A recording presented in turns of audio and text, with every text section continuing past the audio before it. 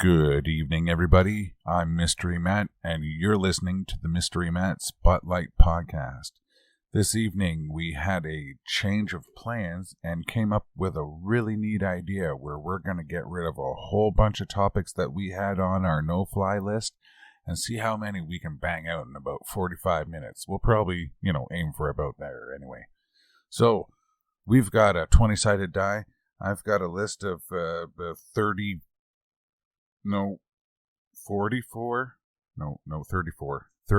different topics that we can quickly go through. Some of them are just asking an opinion. Some of them are full topics that we don't think we could get 45 minutes out of. Anyways, I'm joined by my lovely wife, Sarah, and as always, the ravishing Peter. Hey, everyone. So, we also have our daughter in studio audience, which means I can't make a joke about Peter. You can too. That's what I'm saying. If that's going to be the case, I will remove the child. Then what else is Peter ravishing? Well, there you go. See? That's what I'm saying. If it's going to come to that, we'll just remove the child. Yeah, she's mature enough. She's heard worse come from us, I'm sure. Anyways, so how are you guys been anyway? I'm sick. You're sick? You got that sinus thing going infection, on? Yeah. Yeah, not my fault I didn't do it. No, nobody's fault. Nobody's been sick at all. It's just all of a sudden it just decided to hit me. I'm awesome, like always. I have a request from a listener for you for the closing sentence. Oh, yes. And you're probably going to like it. I'll tell you that later. I got it written down at my desk. Anyways, okay, so who wants to roll first? You've got the dice. I don't know. Should have at least given us each a dice or something. Well, I got 1 to 20, and then I tried to get 1 to 20 again, so just in case we roll doubles. Either if we don't, then whatever, we'll just keep going. Okay, so let's see. Matt's rolling. Well, it was a natural 20. I was hoping this was going to be later on, but the best live action Batman. Best live action Batman. TV show or movie? TV show. Oh, yeah. Live action. Live action. So not cartoon, obviously. This is showing my age to all you people out there, but I'm going to go with the original blue undies Batman in the gray. Adam West, you mean? Adam West. Adam West. Okay, why Adam West? I was a kid, and so as a kid, congratulations. He's got that memory in me from childhood memory, right? Both him and Robin. And he was a lot more fun, right? Just to watch. Even the criminals were much more fun. They weren't as, why so serious, right? As they are today. They were fun because they were campy. Yeah. And that campiness appealed to kids. Exactly. Right. Exactly. So the show was geared towards that. Yeah. I enjoyed it when I watched it when I was younger. And you've heard me always argue over the fact that when it started getting darker, the Dark Knight series especially, it was like the fun's out of it. You know what? I never thought of it that way. But yeah. I mean, my answer is Michael Keaton, him being the original movie Batman and the best one out of them all. I just thought he did such a good Bruce Wayne on top of the Batman character as well, that I don't know. I didn't find the Batman and Batman Returns as dark as the later ones. They got darker. And I also enjoyed, Jack Nicholson as the Joker as well. Yeah. He had that fun. He looked like he had fun doing it. And it wasn't a serious character like the other fella later on, whose name I don't remember. I can't even picture what he looks like. Heath Ledger? That guy, yeah, sure. Well, Jack Nicholson warned Heath Ledger that the Joker character can get in your head and do some crazy shit. And apparently one of the side effects of doing the Joker role was lack of sleep. And that's what caused a lot of problems. People start taking sleepy pills, and sometimes they don't wake up. Mine is also Michael Keaton. And I think it's because it took it out of it being like the campy Batman and stuff. Don't get me wrong, I grew up with Adam West, and I love that campy stuff. Same. And that's always like the first Batman that most kids see. Well, maybe not anymore, but our daughter's seen the old retro Batman, the Adam West Batman. Well, she also has a signed picture from Burt Ward on her wall. That's true too. Yes. Yeah, she met him at Comic-Con. But no, when they made the Tim Burton's Michael Keaton one, that kind of brought it into a more serious realm. And when it first came out, I wasn't allowed to watch it because it was in 1989 and I was born in 1985. And Four, yeah, I don't even know anymore. You're just trying to get further away from 40. Yeah, I am. It's not working. But like, he was cooler. The car, even though the 60s car was like the initiation of cool, like it for the 60s, cool that was a cool friggin' car. Isn't that the car with the flaccid fin? No, that was Batman Forever, and then specifically in Batman and Robin, it had a bad one too. But no, when they added the side fins to the Michael Keaton Batmobile, that was the coolest thing I ever seen, because you don't see cars like that. Yeah. Whereas in the 60s, there were cars that were like his Batmobile, but, just different. Yeah, so that's my thoughts on the best Batman. Some people say Ben Affleck because he fits the role better. I don't agree. The only reason they were saying he fit the role better is because he was more muscular, he's taller, and he kind of fills out the suit better. Well, I'm sorry, in the first Batman and Batman versus Superman Returns, my bad, they made Michael Keaton look like the Batman. It didn't matter that Michael Keaton was 5 foot whatever. Yeah. They made it look like Batman, and that's what an actor does. An actor portrays someone they're not. And if that's the case, then Michael Keaton had to work a lot harder and got a better character off of it. Also shows Michael Keaton's popularity and the fact of how popular he is amongst Batman fans. Because even New Girl, they had a storyline where Schmidt, as a child who was depressed, was communicating with Michael Keaton. And as Schmidt got older, the letters stopped going. So Nick created an email called Keaton Potatoes instead of Meat and Potatoes from Michael Keaton. So and they did it because Schmidt as a kid was a fan of Michael Keaton as Batman, and it just came out in a whole one of the Halloween episodes, and it was really good. Like, it just shows you how iconic Michael Keaton really made that role. A lot of the roles he was in, because you have Batman, you've got Beetlejuice. Oh yeah, Beetlejuice. You can't forget that. Multiplicity was amazing. He's done a few. I'm really old. Why? How old are you? Older. Okay, fair enough. I'm in the middle. All right, who wants to roll next? Give it to Peter. He's closest, and then he passes me. Natural 20. 11.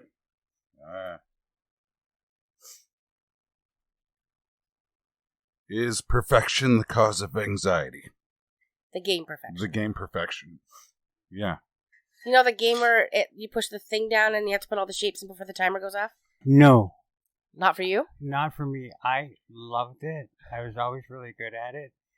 But especially simple codes like that. Like, I'm the kid that did cryptograms, right? And I still do crosswords. So it's right up there in word puzzles for me as well, as to just figure out what the code is. And when you know that there's only so many that you can get, you can really begin to really, really twist it out. If you ever want to play perfection with me and screw me up, use double colors. Are you sure you know what game you're playing?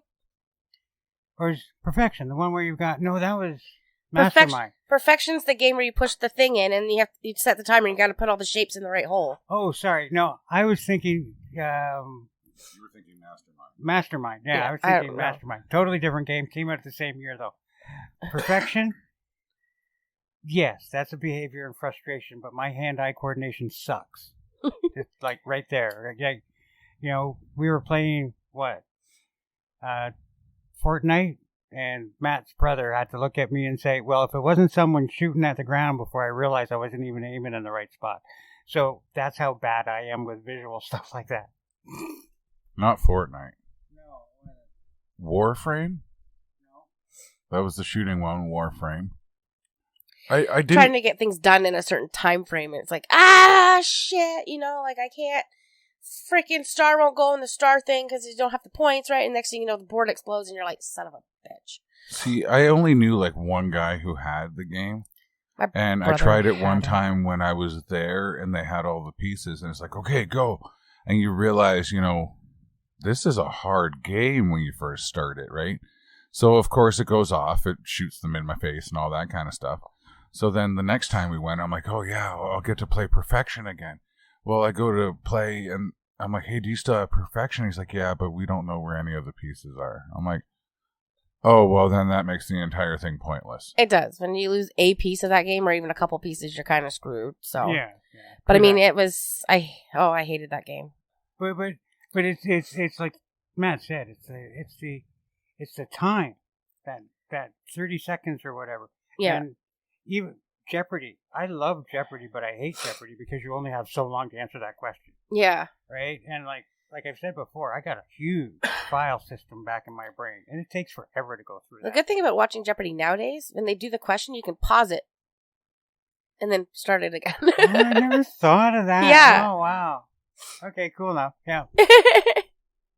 The more you know, shooting star. If you could only pause Perfection. Right? I could see if you had, Perfection, you could really get obsessed over it and try and, like, if you have that type of personality, I could see how it could cause anxiety. So, yeah. That's why when I do things now and I set time limits for myself, if I don't complete it in that time limit, I don't complete it. Yeah. So I make my time limit longer than I think the task is going to take, and then I'm fine. But it has definitely affected my life. Fuck off, fly. In terms of time limits and stuff. I don't like it.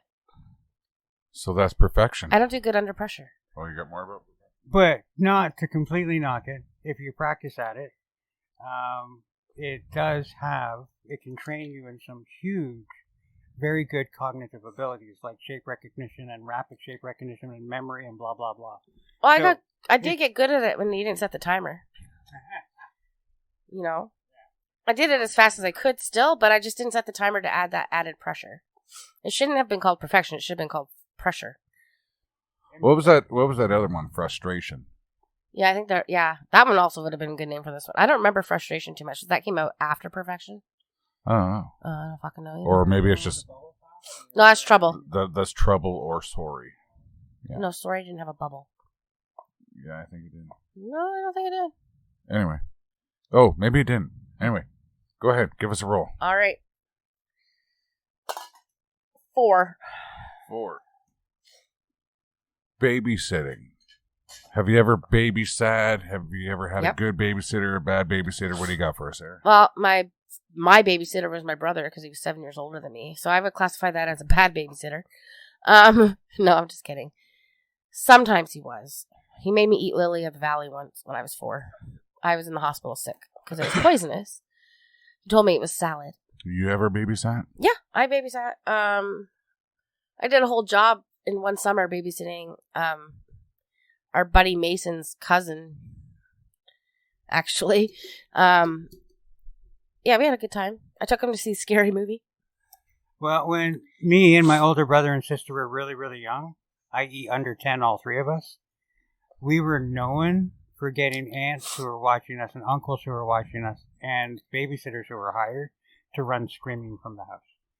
So we were the horrible children that would gang up. Yeah, that they do exist in the world. Adam and I were latchkey kids, so you can imagine that when we got home, it was just the two of us. So a lot of the times he would make macaroni, like craft dinner or hot dogs. So when I was our daughter's age, I already knew how to make hot dogs and craft dinner by that time. And my mom gave me shit for trying to teach her how to make stuff in the microwave. And I'm like, Mom, I used to boil water at her age. Like, come on, seriously? She's like, you did? I'm like, yeah, you guys were never home. You worked all the time. Like, that's how things were in the 80s. But, no, my brother, he wasn't that bad of a babysitter. But we used to get into our trouble sometimes. Like, Christmas time, we always knew where the presents were hidden, so we'd snoop. We learned how to pick locks at an early age. What else did we do? Oh, he used to play Barbies with me, but, he had to pack it up before Mom and Dad got home, because, Lord help us, they find out he's playing Barbies, and now it all makes sense. But, I mean, like, he wasn't that bad of a babysitter, but we did have some really bad battles when Mom and Dad weren't home. Like, we went after each other with a baseball bat, and he threw my ghetto blaster and broke it at me. And frying pans, and when we went after each other during our alone times, it was brutal. I had a couple different times babysitting. I used to babysit Aunt Becky's kids. Aunt Becky had a pool, and she said, "Whatever you do, don't let Nathan into the pool. He will try. Don't let him into the pool." All right. So, sure enough, Aunt Becky goes to work. A little bit later, Nathan sneaks by me and gets in the pool. I'm also watching his two other sisters at this time, right? So he gets in the pool. I'm like, "Hey, if you get out right now, I won't tell Mom that you were in the pool." "Really?" "Yeah, if you get out right now, I won't tell Mom that you were in the pool." "Oh, okay, thanks, Cousin Matt." And he gets out of the pool, and he goes and he dries off, and he changes back into his normal clothes. And his mom comes home. I'm like, "Yeah, so we had a thing. You know, he went in the pool. I told him that I wouldn't tell you, so you don't know this." But, yeah, he did try it. She's like, "Well, as long as you got him out of the pool and you handled it well." Well, an earlier time than that, I was over babysitting, and I had forgotten to change the youngest one's diaper before putting them to bed. And when she woke up, the diaper was so full that the gel was falling out of the seams of the diaper. So Aunt Becky's like, "Well, you forgot. Your punishment is you got to clean up all the gel that's all over the floor." I'm like, "That's fair." So, you get the broom out and you sweep it up. It's not really that messy. It's all mainly a solid at that point. But, yeah. I never had to change diapers. I never babysat anybody that young. Honestly, the first diaper I ever changed was our daughter's. Other than that, I was more, I watched my niece and nephew be, changed. I'm like, "Oh, that's okay." So I kind of had an idea how to do it, but I had no idea. Not a clue.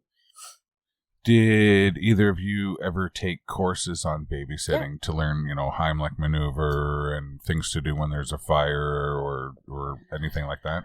It was offered in school for free by the Red Cross. We were just told to handle it. If there was a fire or something, you deal with it. Do what you're supposed to do. But they didn't exist when I was babysitting, first of all. 911 didn't I have to look at it exist. as a very modern thing from my point of view, because back in the 70s, I'm sure there was some somewhere, but yeah, Yeah, 911 didn't even exist yet. Yeah, right? So it's like, come on. It was fend for yourself time. Be home by the time the street lights come on, and that was about it. So what was that one? Yeah, babysitting. So I did take a course. Me too. Through Red Cross? No, it was through the YMCA. Oh, mine was through the Red Cross at school. I also took, what the heck was it? They called it What It Takes to Survive Successfully, and it covered everything from cooking to finances to changing diapers, raising kids, that kind of thing. Didn't pay that much attention, did you? It was essentially a home ec. What are you talking about? I raise kids better than you raise kids. Whatever. I meant financially and... Oh, financially, I can't figure that crap out, no. No, but that comes into successful. Well, yeah.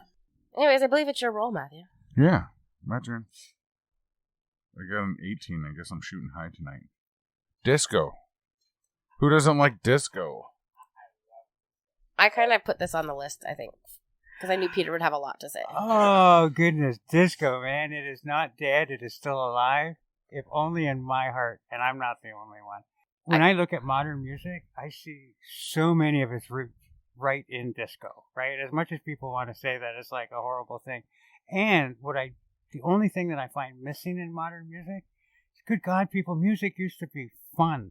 It made you tap your foot. That's what disco did. You sat down, and even today, you sit down with a disco song, and before you know it, your tap is going, your body is into it. You want to dance. And you want to dance and just have a good time. Right? And again, back to Batman. Why so serious, people? Just have a little fun. And that's what disco is all about. And that is the era where I'm at the bars and being out. So, yes, I will totally biased, but there is something so incredible and in my heart about disco. Gloria Gaynor, oh man, I could just go on and on. Disco told a story with the funk flair to it. Like every song had a story to it, and the repetition of the beat. And you're right, it definitely does inspire some music of today, because you can hear hear it through techno and through the digitization of some of the music that you're hearing. So the influence has definitely reached to modern music. So in my opinion, like you said, disco is not dead. It's just, it's revived in a different way. You know? And disco is definitely a revamp of Motown. Mm-hmm. So it's like, man, thank you, Motown. Thank you, disco. And oddly enough, even though I'm from a, younger generation than I guess both of you, I completely love disco. I'm into Bee Gees, Casey and the Sunshine Band. Oh God, so many. So like Soul Train, like some of just good stuff. Even some of the Daft Punk stuff that is a little bit disco-y. It's got that disco. Again, it kind of revived that disco, I think, in a way. Yeah, not all of them, but the odd one, right? So I wish disco would come back because, like Peter says, we don't have enough fun in our music anymore. No. Nobody plays instruments You even anymore. had that disco flair a bit in some Queen songs. Like, they even brought it into their songs. And you see that now, like, oh, frig, I lost my train of thought. Choo-choo, gone off the track, come back in an hour. Anyways, I'll go to my second thought. So Blondie was one of my favorite, and she was kind of like a disco rock. And so she kind of merged the two genres in a certain way, and becoming, well, Debbie Harry herself became kind of an iconic fixture for merging the two. And for me, she stands out greatly. As from that point of view, it would be her and Pat Benatar. Mm-hmm. Right? But they flow together. But if you really want to listen to disco, right? What is it? What is it when you party crash a wedding, right? Because that is pretty much these days where you hear it. Yeah. Right? It's part of the repertoire. We need more disco nightclubs, I think. Or if you go to like an indoor roller rink, they're always going to be playing disco music, right? Oh, Peter's flipping out. Peter's losing it. Okay, Peter and I need to find a freaking roller disco. He needs his gold member scene. Hey, gold member. Yeah, see, that even brought it back for a gold member. Awesome. Oh, yeah. Gold member. Oh, absolutely. So, absolutely. Yeah, no, disco's everywhere. You just have to know how to hear it.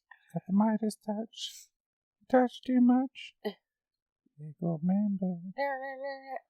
Gold member. But yeah, disco's definitely not dead. Let's all get sued. Yay. You did it. Yeah. So, yeah, we all wish disco would come back. We need the fun. We need the funk. We need it. Yeah.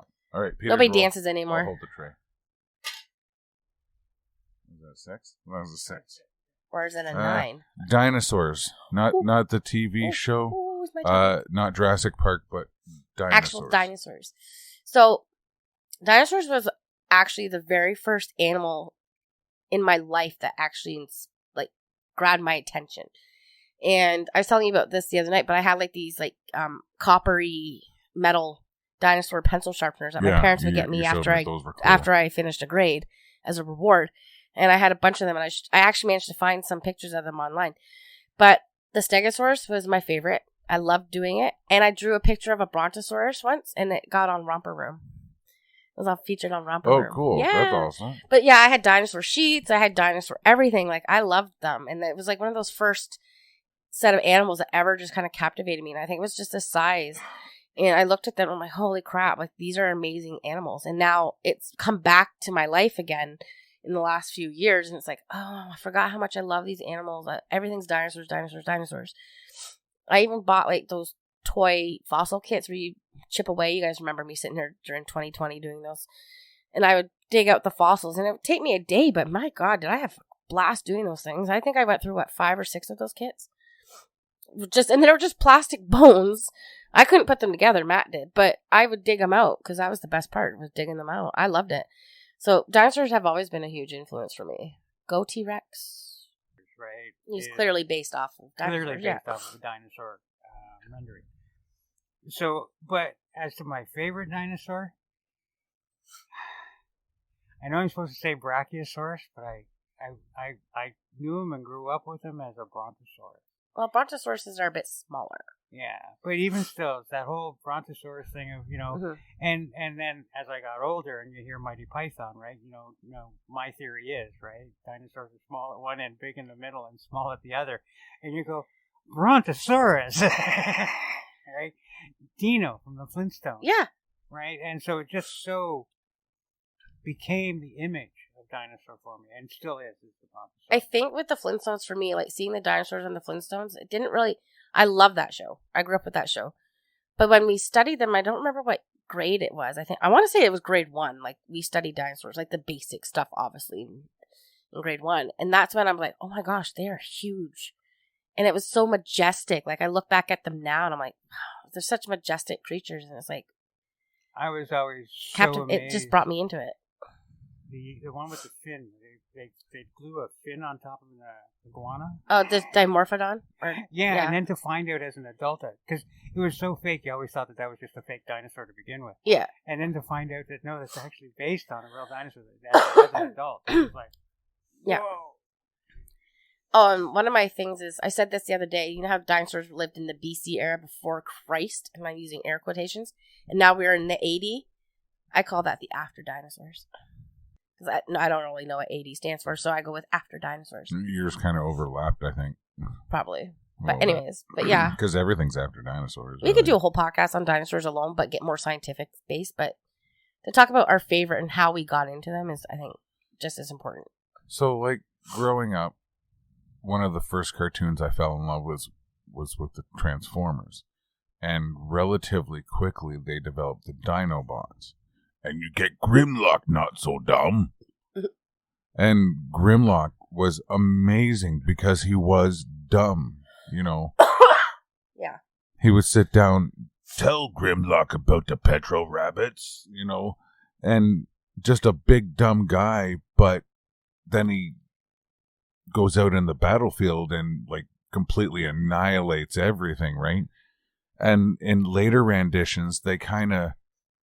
So at one point, Grimlock does get like this super smart thing going on. He ends up transferring that off of himself onto something else to make something, Computron or something. Anyway, not important. But so he went from being dumb to smart to back to dumb, but not as dumb.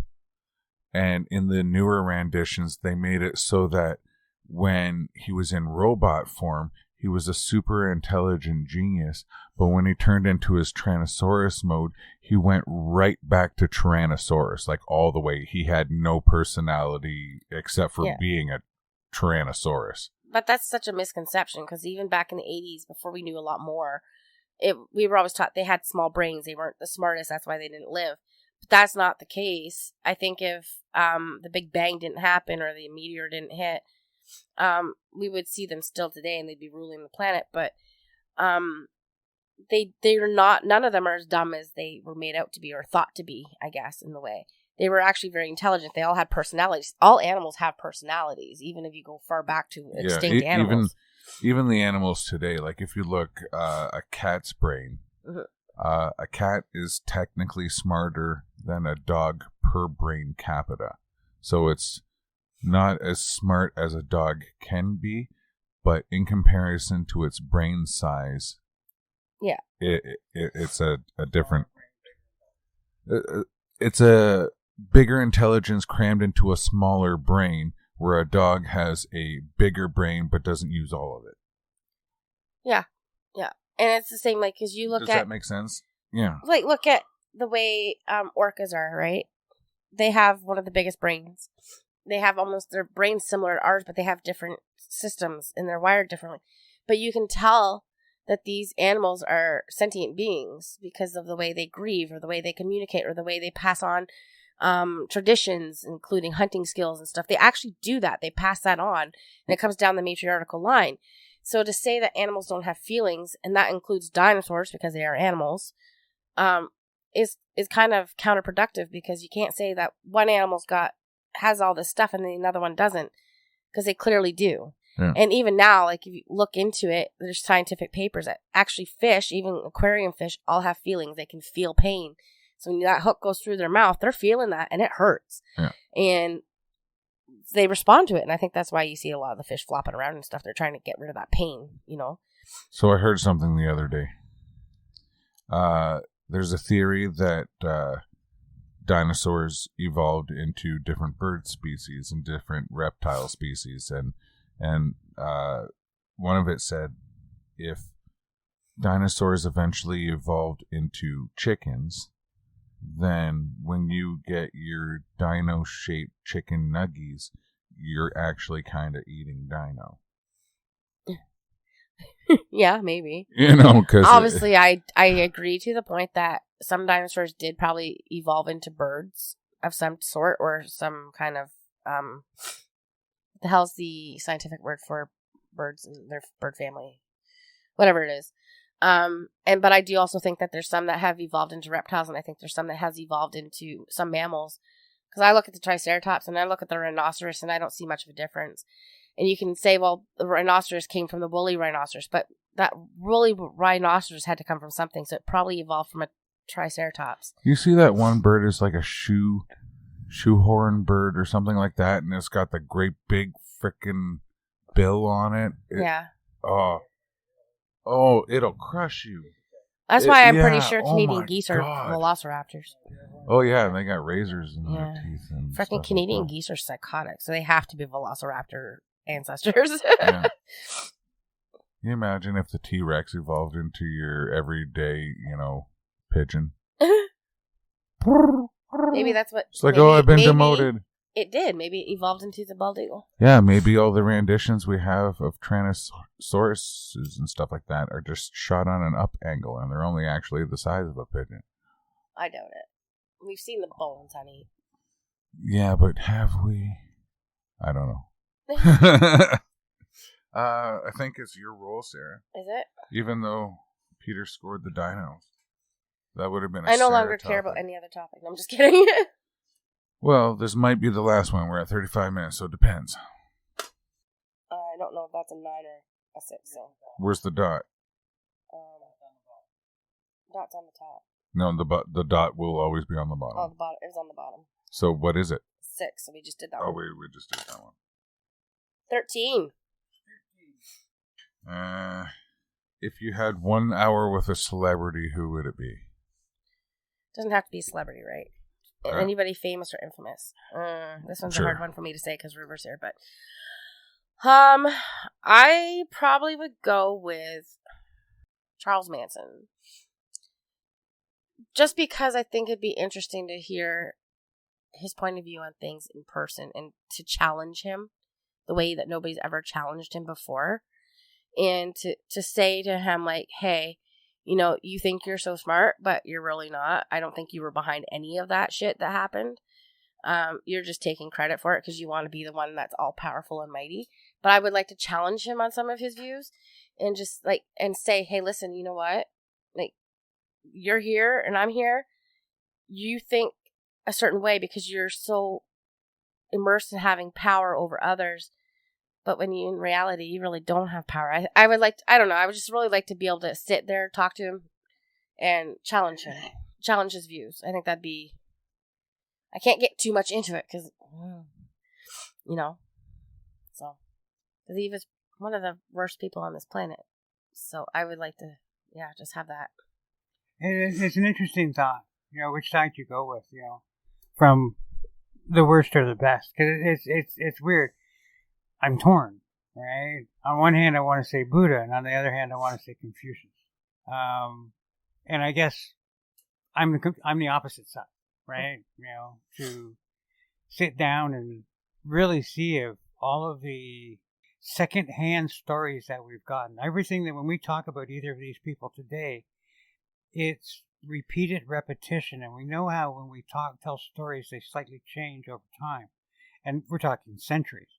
So to sit down with these actual people and get it right from the horse's mouth, okay.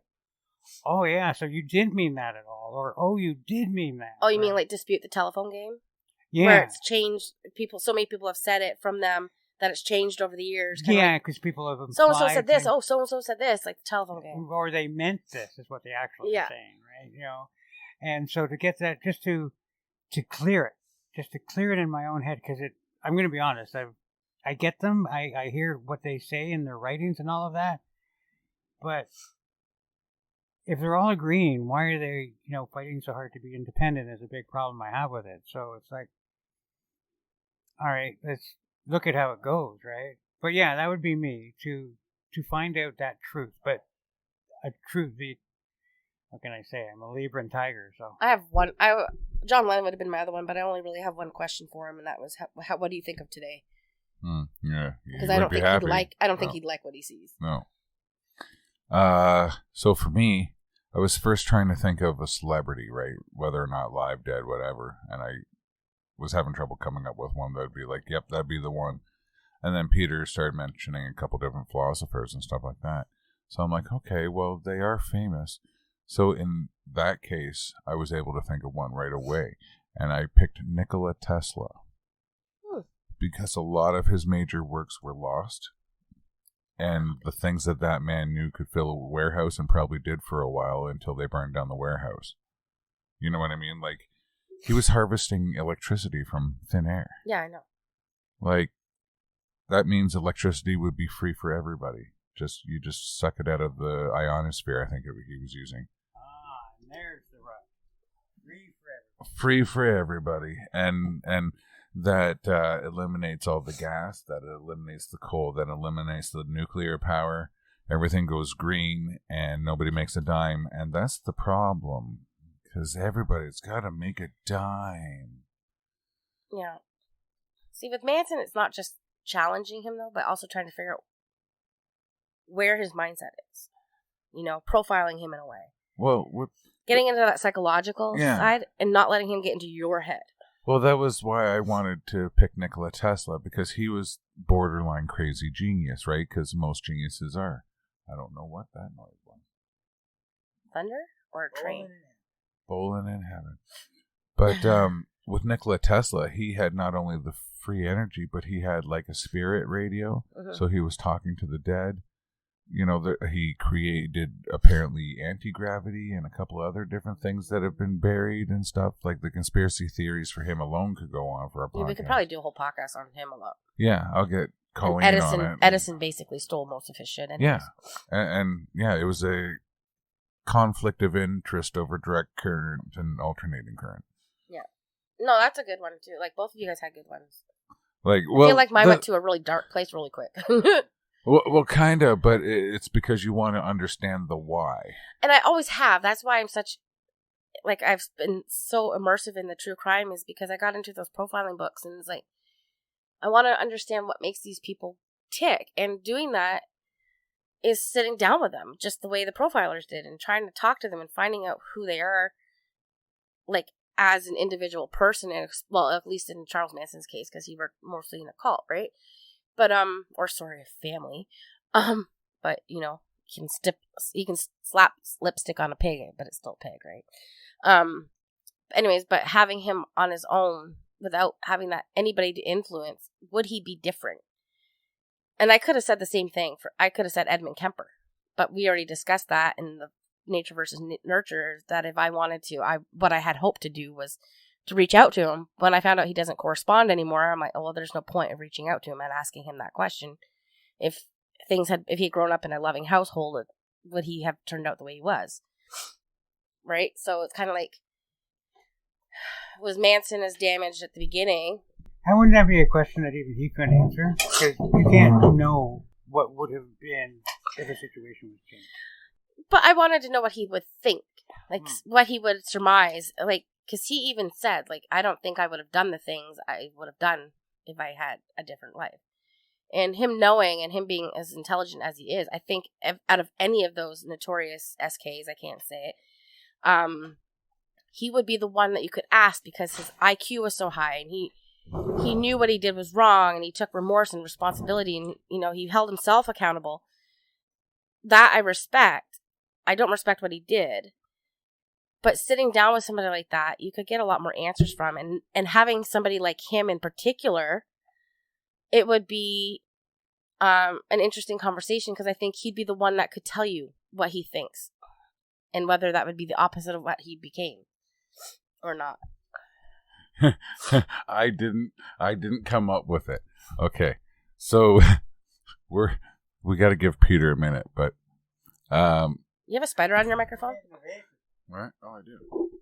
Yeah, thank you. You're welcome. You're about to eat that sucker. Yeah. Spider. Oh, I could have just gotten superpowers and you wrecked it. Not from those. Yeah. So we're at a 43 minutes ish. We have done 6 topics, so that's not so bad. That's a good way to kill off the old backlist. You know what? This is actually a really good idea to do when we are stuck or when we have something planned and something falls through and it's like, oh crap, half of our research is gone because that person can't come. And it's a little bit more structured than just a free-for-all where we end up just talking about dicks. Like we could... You noticed. We could do this, even like change it up. It doesn't have to be Peter and I. It could be like Nancy and Greg, or like, you know, and you can even recycle some of those topics. Well, and you know, I got a couple of other ideas for podcasts too that are coming up, so that'll be fun. And some of these we can expand on, like the dinosaur topic and the Nikola Tesla topic. Like there's some here that we can expand on larger. Yeah, unfortunately, our guest had a seizure today, so if you're listening, we wish you all the best, and we hope you're feeling a lot better. Drink lots of water. Try to chill, because stress can bring on more. Mm-hmm. So we have a request from a fan. It didn't necessarily have to be final words, but I thought with the whole mayonnaise thing that it might as well be the final words. So, Peter, you have the request there of something that someone would like you specifically to say, and this is a new fan, so here we go. I would have gotten away with it too if it wasn't for you dang kids, you meddling kids.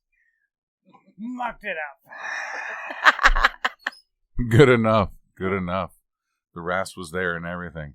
Yes, it's oddly fitting because for the Halloween party, Peter has come several times as different Scooby-Doo villains. He's come as the witch doctor.